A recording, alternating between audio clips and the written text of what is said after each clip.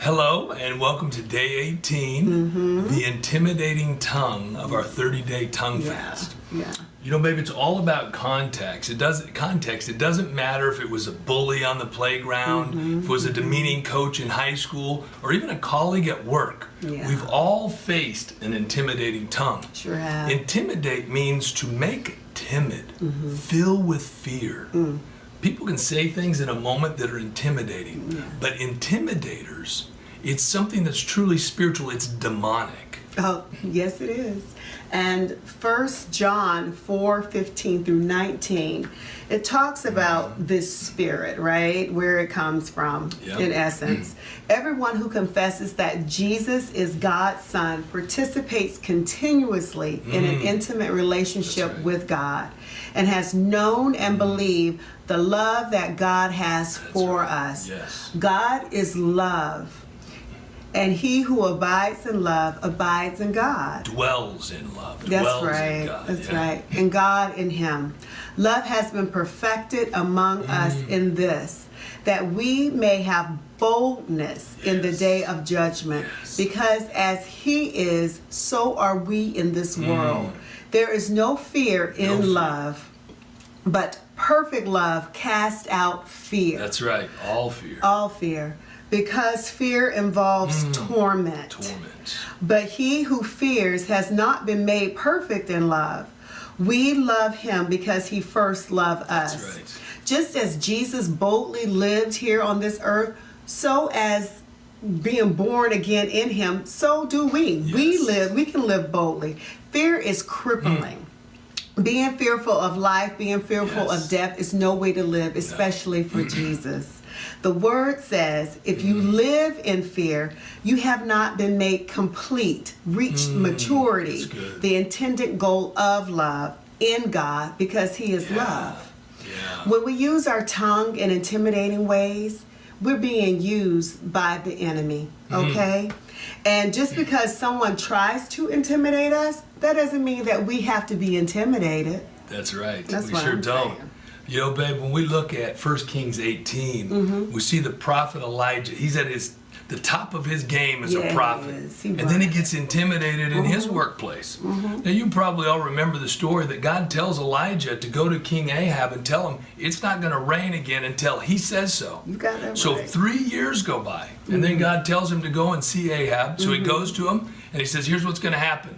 He says, you get the 850 false prophets, you bring them up on top of the mountain, call all of Israel up there, and me, and we're going to see which God is truly God. It's on. And so basically he says to the false prophets, you guys go first. And so they get their bull and they put it up on the altar. He says, here's the deal though, you can't use fire. He says, whichever God answers with fire, we'll know that's the true God. That's right. So they go on and they're calling and yelling and cutting themselves, and about noon, Elijah starts mocking them, says, hey, your God, where is he? Maybe he can't hear you. You're not talking loud enough. He lets it go till about dinner time. Then he says, all right, now it's my turn. He goes over there, he rebuilds the rocks of the altar of God on the mountain. He puts the bull on top of there. And then he says, in the middle of a drought, go get 4 water pots and fill them full of water and bring it and pour it over the sacrifice. He says, do it again, and then do it again. 3 times they do it till water is filled a trench around the altar. And then he prays this simple prayer. That's right. And he says, God, may you show up today in fire to prove that you are God and that I am your man. And just like that, boom, it says fire comes from heaven. It not only takes the sacrifice, it takes the altar, it takes the rocks, it says it takes the dust, and it licks up the water that's on the ground. It says all the people of Israel said, surely God is God. That's right. And then Elijah says, grab those false prophets, and they kill all the false prophets. Kill them dead. And you're looking and you're going, man, this guy, and then he prays, and then God brings rain. And so you go, man, he is on top of it. But then there's this one woman, she's the queen, Jezebel. And she says these few words, and listen what happens. It's in 1 Kings 19. And Ahab told Jezebel all that Elijah had done, also how he had executed all the prophets with the sword. Then Jezebel sent a messenger to Elijah, saying, so let the gods do to me, and more also, if I do not make your life as the life of one of them by tomorrow about this time. She's so trifling. And when he saw that, he arose and ran for his life, and went to Beersheba, which belongs to Judah, and left his servant there. Now the next time we see Elijah, he's having a pity party and begging for God to kill him. And you go, what happened to God's mighty man of power? Standing 1 to 850, standing him down, mocking him in the face. And God shows up. And then here's this one little woman. She just makes this proclamation. She's going to kill him. And his faith is gone. He runs away like a scared rabbit. That's true. It's crazy how one word can paralyze us with fear.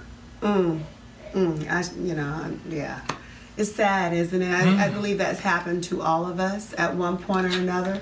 And there are various ways that we can intimidate. Some are subtle. Some are subtle ways, and some are more overt. And here are some ways that we can intimidate in marriage or just any kind of relationship, in essence, right? Yes. By making demeaning remarks, having a demanding attitude, especially when it pertains to no appreciation or common courtesies, running guilt trips, and validating the feelings and opinions and thoughts of the spouse, threatening divorce, suicide, murder, taking the kids, and the list goes on and on and on. Yes. But we see in Philippians 1:28 that the word says, don't be intimidated in any way by your enemies. Yeah. This will be a sign to them that they are going to be destroyed when you're not intimidated by them, right? But that you are going to be saved even by God himself. Amen. So Deborah Smith Pegues, she has a nice little quote here that she says, God has never meant for anyone to oppress or dominate another person. No. Intimidators would do well to understand that their communication style only engenders resentment and subtle rebellion. Yeah. They must learn that people are more inspired to connect with someone who will support them in their weakness. That's right. So, if you are an intimidator, you need to ask yourself, why do you feel the need to gain control and overpower people? That's a great question, babe. Yeah. So here's another one. Why do people intimidate? Well, many intimidators, they may have grown up in a chaotic or otherwise negative environment which they felt powerless to change their circumstances. Some simply may have insecurities and may use intimidation as a mask to hide those insecurities. Whatever the cause, intimidators will struggle to have meaningful relationships with anyone who is forced into submission. Yes. So may we not be intimidators or be intimidated. That's right. Remember 1 John, perfect love casts out all fear. All fear. We're back to our reflecting points for today. And if you are a victim of an intimidator, be it at home, at work, at school, or even at church, we would encourage you to write down the impact of the intimidator's behavior that has had upon you physically or emotionally. And then just ask yourself, how long do you plan on tolerating the situation? That's a good question. How long do you want to be in that? And with whom have you invited to process the situation with?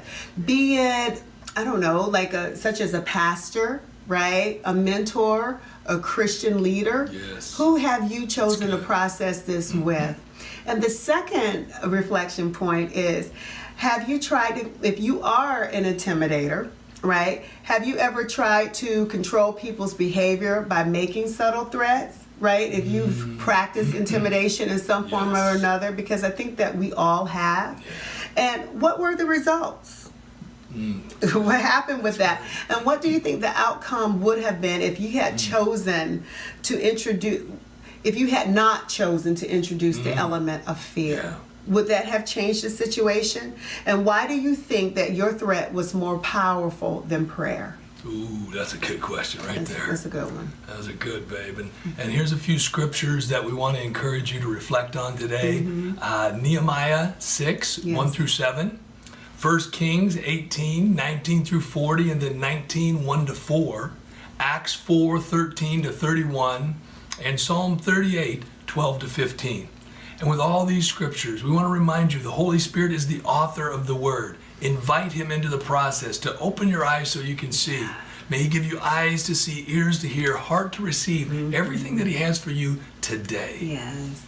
And if this video has been a blessing, video has been a blessing to you, let us know. You can give us a thumbs up or share it. Yeah, thank you. And as always, remember, you have the power of life and death in your tongue. Yes. Speak life over yourself, over your loved ones, wherever you go. And remember, it doesn't really matter what you think. No. It doesn't really matter what we think.